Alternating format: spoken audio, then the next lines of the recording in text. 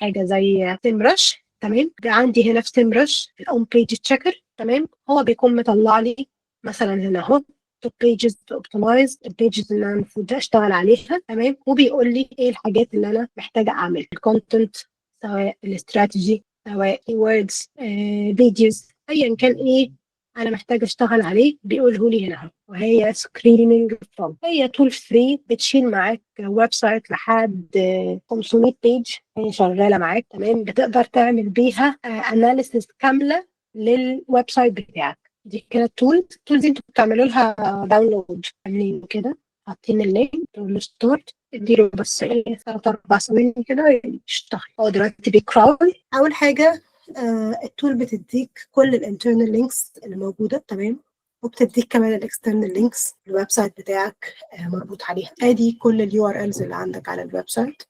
تمام، بتدي لك انت تقدر كده ايه تتشيك 1 باي 1 لو في اي حاجه فيهم مش مظبوطه. بتديك البيج تايتلز اللينس بتاعها اهو، كل حاجه انت محتاج تعرفه عن التايتلز. ادي الديسكريبشنز، ميتا ديسكريبشنز. طبعا انت من هنا بتبتدي تفهم لو في تايتل مش مظبوط.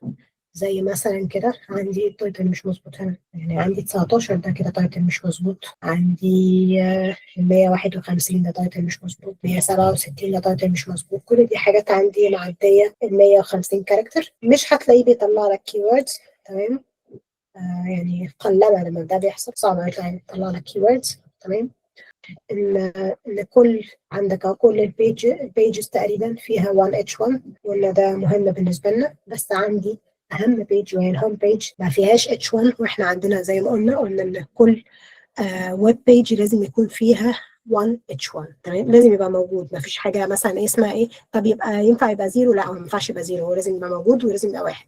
في حاجه لطيفه قوي بقى ان هو بيطلع لك ايه لما بتدوس كده على الاشز. تمام، بيطلع لك الحاجات اللي انت محتاج تعملها.